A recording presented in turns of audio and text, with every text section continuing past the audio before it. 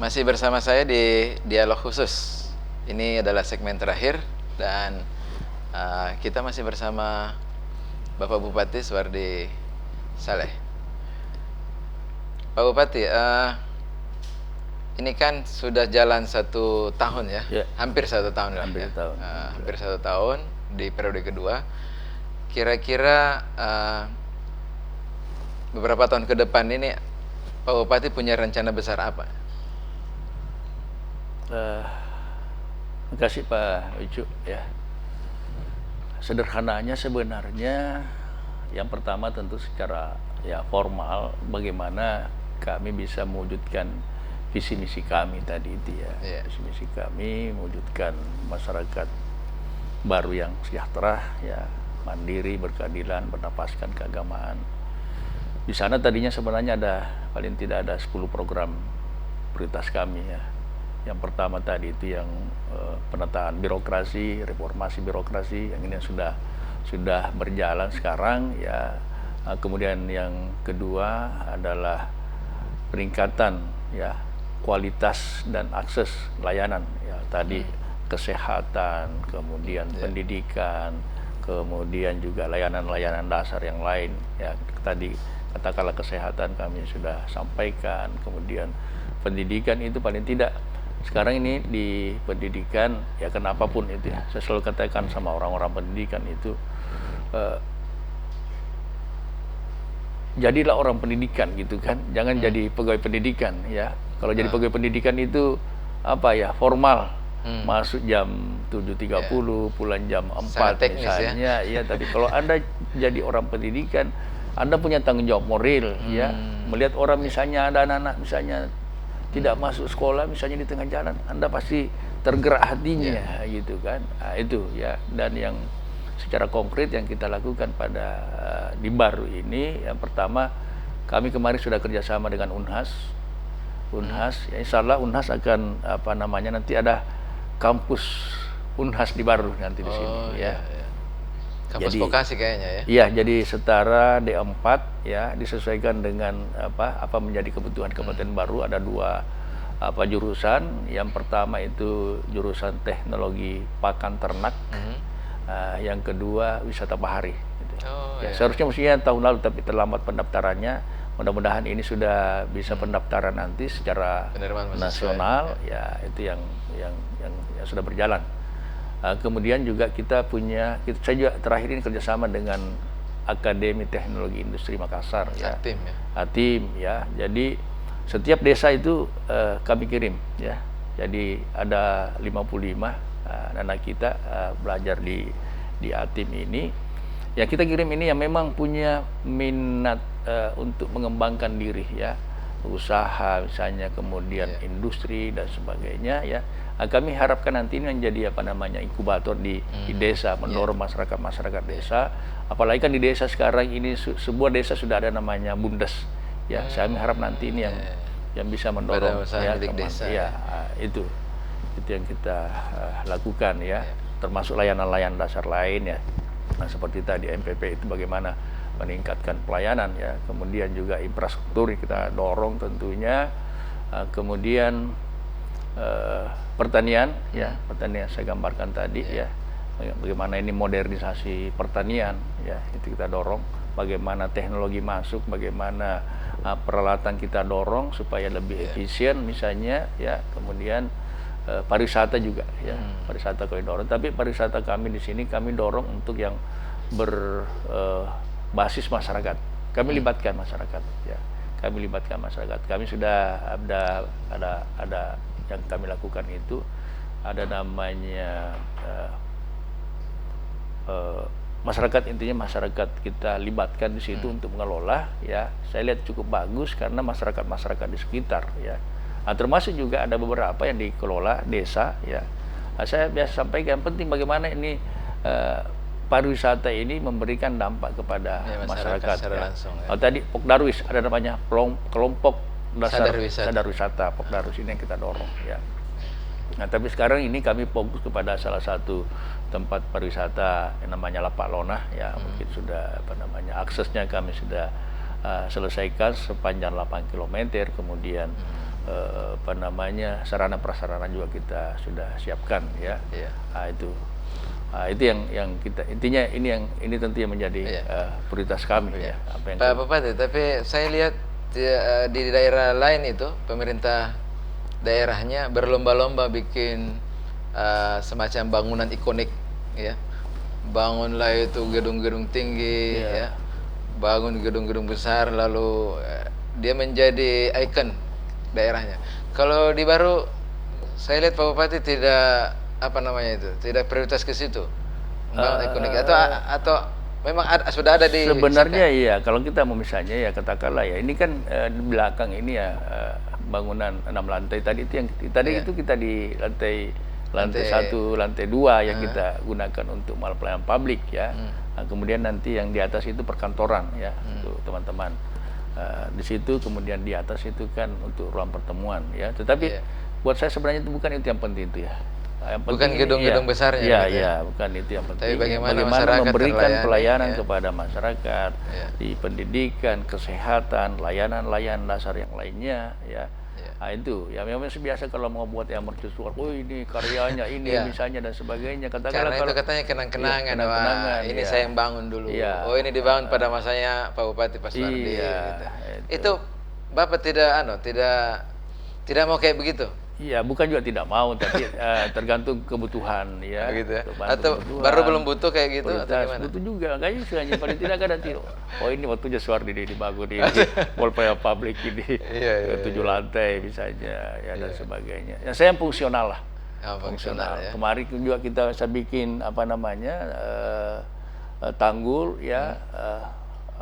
Sumpang Minangnya di sana ya yang kami harapkan nanti ya di samping misalnya dampak lainnya misalnya tempat rekreasi, tempat kumpul-kumpul, tetapi kembali lagi saya selalu yang fungsional. Apa sih fungsinya? Tidak sekedar misalnya sehingga nanti jadi monumen saja nanti ya, museum fungsinya, karena di sana kalau tidak fungsional. Fungsinya itu mitigasi bencana gitu kan. Dulu di sana kan masyarakat kita itu ketika musim barat begini sudah tidak tenang di rumahnya tuh. Air sampai di teras rumahnya tuh. Sekarang alhamdulillah. Ya itu. Pak Bupati, ini kan periode terakhir ya. Saya mau tahu rencana politik Pak Bupati setelah jadi Bupati 2 periode.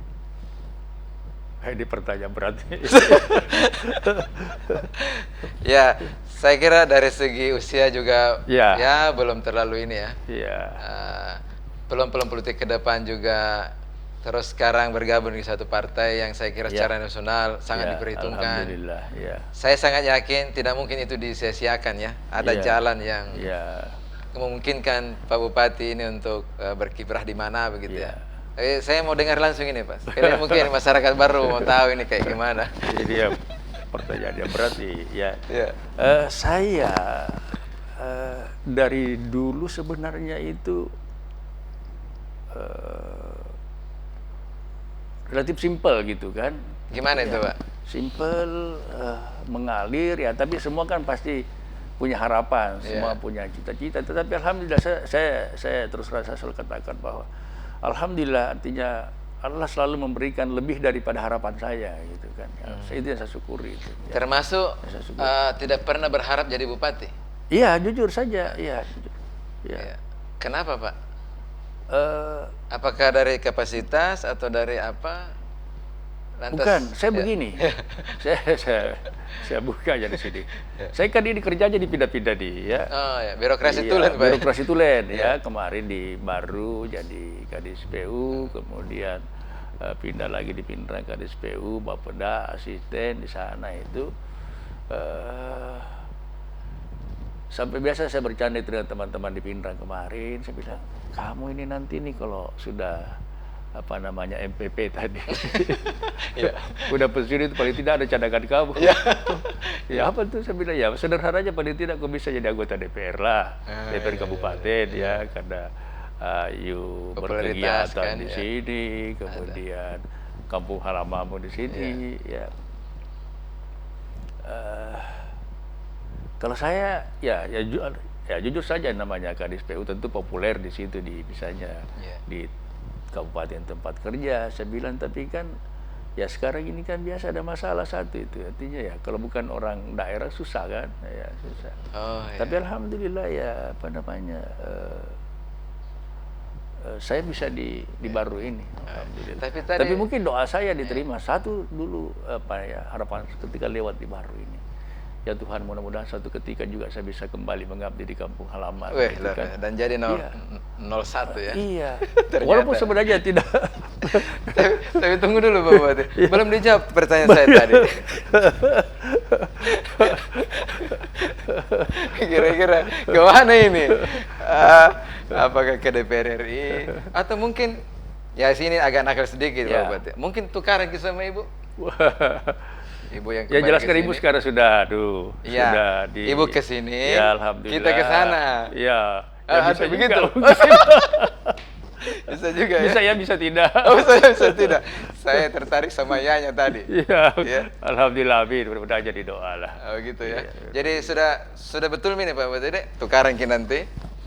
Kita ke DPR RI, Ibu yang ke Iya, sini ya. mudah-mudahan dilancarkan. Mudah-mudahan aspirasi Iya, iya. masyarakat Tapi baru ya, bisa ya. Aspirasi orang masyarakat baru Iya. dan Jadi fix mini ya. ya. Sudah fix ya. Terus mungkin ada statement semacam closing statement lah dari Pak Bupati untuk mengakhiri pertemuan kita Iya. yang luar biasa ini Pak Bupati hari Ya ini. alhamdulillah ya, terima kasih Pak Ucu ya. Saya berterima kasih alhamdulillah berkesempatan berkunjung di Kabupaten Baru ini, apalagi tadi alhamdulillah sudah sempat jalan-jalan di MPP Oh, iya. Mall Pelayanan Publik Kabupaten Baru ya. Tentu saja yang saya ingin sampaikan yang pertama kepada warga Baru, masyarakat Baru, yang pertama ya kita sudah ada MPP di sini ya, memberikan pelayanan yang semuanya terukur alhamdulillah. Tapi juga di samping itu di pandemi Covid ini juga kita siapkan di masing-masing desa ya. Di sana untuk kebutuhan kependudukan ya, ada tim register kita siapkan, cukup datang di sana saja ya, selesai urusannya. Kemudian untuk perizinan-perizinan usaha ya, cukup di desa juga, di sana juga kita sudah siapkan yang namanya agen perizinan ya. Saya berharap bahwa masyarakat Baru semua yang kami sayangi, yang kami cintai, yang ada kegiatan usaha UMKM, saya berharap urus izin ya, gratis ya dan mudah ya. Kami berharap ini supaya bapak-bapak juga bisa alhamdulillah bisa akses ke perbankan untuk menambah permodalan dan sebagainya. Kemudian yang kedua, harapan saya, kita sekarang ini masih berada pada pandemi Covid-19 ya. Walaupun sekarang ini alhamdulillah ya, partisipasi kita semuanya kita sudah berada pada angka 0 ya. 0. Kemarin juga kita masih berada pada level 3 karena yang belum divaksin itu belum cukup 40%, tapi alhamdulillah sekarang ini sudah mencapai 56% ya. Terutama sekali yang belum divaksin. Yang pertama harapan saya protokol kesehatan. Ingat Ki ya, pakai masker, cuci tangan, jaga jarak.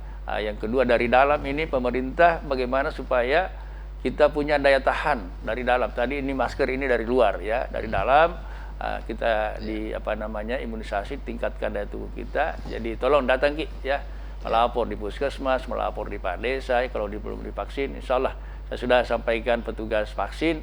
Kalau ada 5 orang, 10 orang di situ mau divaksin, datangi. Ya, kita jemput bola ya, kita jemput bola. Yeah. Jangan tunggu sampai berapa orang, apalagi misalnya harus datang di satu tempat dan sebagainya. Ini yang kita lakukan ya, supaya mudah-mudahan insya Allah target kita minimal di akhir Desember ini sudah paling tidak 70% yang sudah divaksin insya Allah. Ya. Baik. Kira demikian. Terima kasih Pak. Ya. Terima kasih banyak Ya, nih Pak Bupati waktu ya, kita hari ini. ya, terima kasih. Perbincangannya luar biasa. Amin, amin. Saya kira pemirsa Fajar TV dan pendengar radio termasuk masyarakat Baru ya, dimanapun berada, ini perbincangan kita hari ini semoga menginspirasi kita semua. Amin. Ya. Pemerintah baru hadir untuk melayani masyarakat. Pak Bupati Suwardi Saleh tidak banyak pilihan kecuali bagaimana bisa mensejahterakan masyarakat Baru dengan berbagai cara sesuai visi misi yang sudah pernah disampaikan pada saat kampanye yang lalu.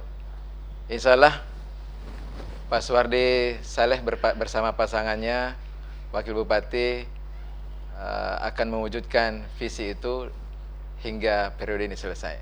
Amin, insyaallah. Terima kasih atas perhatiannya. Mohon maaf bila ada yang kurang berkenan. Assalamualaikum warahmatullahi wabarakatuh.